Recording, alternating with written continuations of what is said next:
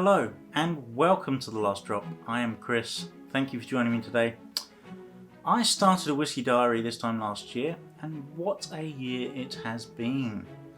I started off with Eagle Rare 10 and I finished with Chivas Regal 13-year-old Extra.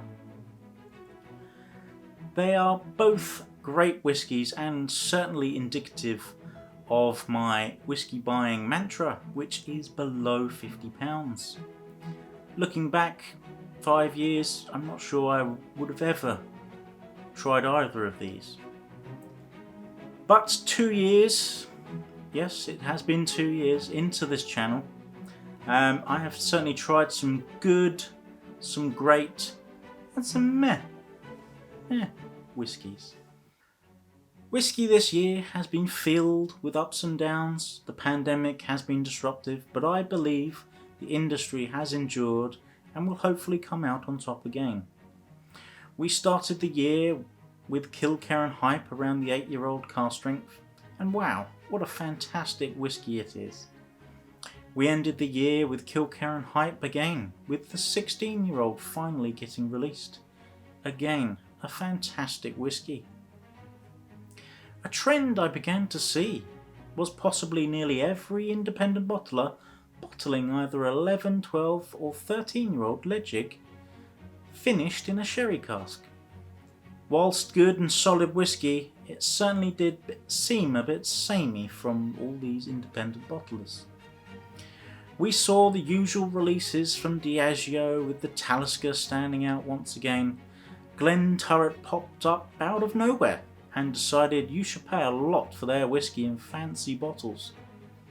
Waterford happened, less said, and quite a lot of new distillery releases with hefty price tags for 3-year-old whiskey, and because of that the fear of missing out, or FOMO, was rife.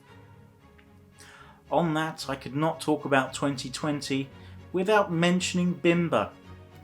The London-based distillery has been smashing it this year, with everything selling out. I have had the pleasure of a tour this year, and I have had a few samples dotted about the year also. Some hits, some misses I think, but the recharred release was fantastic and definitely a standout. Possibly also one of those ones that you may want to chase, but it certainly isn't for me.